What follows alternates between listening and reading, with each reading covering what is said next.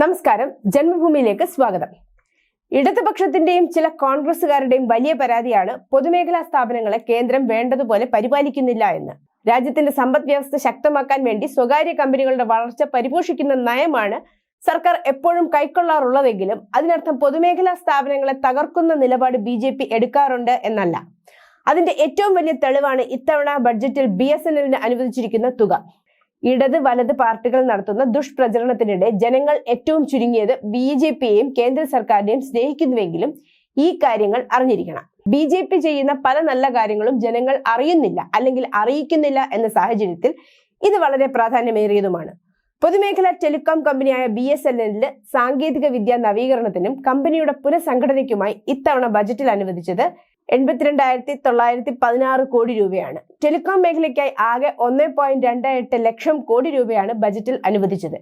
ഇതിൽ 64% BSNL മൂലധന നിക്ഷേപമാണ്.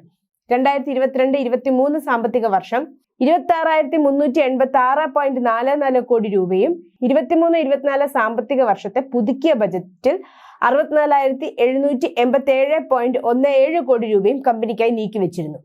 ഏതാണ്ട് 1.25 ലക്ഷം കോടി രൂപയാണ് കേന്ദ്ര സർക്കാർ റെയിൽവേ സുരക്ഷ വർദ്ധിപ്പിക്കുന്നതിന് മാറ്റിവെച്ചിരിക്കുന്നത് എന്ന് അറിയുമ്പോഴാണ് പൊതുമേഖലാ സ്ഥാപനങ്ങളോട് എത്രമാത്രം കരുതലാണ് BJP കാണിക്കുന്നതെന്ന് മനസ്സിലാകുന്നത്.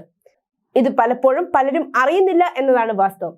കേന്ദ്ര ബജറ്റിൽ വകയിരുത്തിയിരിക്കുന്ന 82,916 കോടി രൂപ അടുത്ത ഘട്ട വളർച്ചയ്ക്ക് ഊർജ്ജമാകും. ഈ തുക ഉപയോഗിച്ച് നിലവിൽ നടക്കുന്ന 4G അടക്കമുള്ള പദ്ധതികൾക്ക് വേഗം കൂട്ടാൻ കഴിയുമെന്ന പ്രതീക്ഷയിലാണ് കമ്പനി.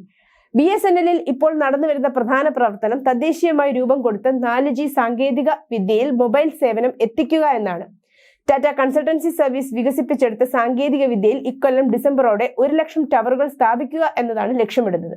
15,000 കോടി രൂപയുടെ കരാറാണ് TCSുമായി BSNL ഏർപ്പെട്ടിരിക്കുന്നത്. നിലവിൽ 20,000 ടവറുകളിലെ പുതിയ സാങ്കേതിക വിദ്യയുള്ള 4G എത്തിയിട്ടുള്ളൂ. ഉപകരണങ്ങൾ TCSൽ നിന്ന് കിട്ടുന്ന മുറയ്ക്ക് ടവറുകൾ സ്ഥാപിക്കുന്നതിന് ബജറ്റിലെ സഹായം വേഗം കൂട്ടും. ഭാവിയിൽ ടവറുകളുടെ എണ്ണം കൂട്ടുന്നതിനും ഇപ്പോഴത്തെ വിഹിതം ഉപകരിച്ചേക്കും. രാജ്യത്ത് 1.5 ലക്ഷം ടവറുകൾ സ്ഥാപിക്കുമെന്ന് മുമ്പ് കമ്പനി പറഞ്ഞിട്ടുള്ളതാണ്. കേരളത്തിൽ നിലവിലുള്ള 6,000 ടവറുകളുടെ സ്ഥാനത്ത് 14,000 ടവറുകളായിരിക്കും വരിക. ബജറ്റ് വിഹിതം ഉപയോഗിച്ച് കോർ നെറ്റ്വർക്ക് ശക്തിപ്പെടുത്താനുള്ള പ്രവർത്തനങ്ങളും വേഗത്തിലാക്കും. ഗ്രാമീണ മേഖലയിൽ ഇൻസ്റ്റലേഷൻ തുക ഈടാക്കാതെ നൽകുന്ന അതിവേഗ ഇന്റർനെറ്റ് കണക്ഷനായ ഉദ്യമി പദ്ധതി തുടരാനും ബജറ്റ് വിഹിതം ഉപകരിക്കും. ടാറ്റ ഏറ്റെടുത്തതോടെ നമ്മുടെ പാസ്പോർട്ട് സേവനങ്ങൾ എങ്ങനെയാണ് മാറിയെന്ന് നമ്മൾ എല്ലാവരും കണ്ടതാണ്. സമാനമായ കുതിപ്പ് തന്നെ BSNLന്റെ കാര്യത്തിലും ഉണ്ടാകും എന്ന് നമുക്ക് തീർച്ചയായും പ്രതീക്ഷിക്കാം. News desk, Janmabhumi.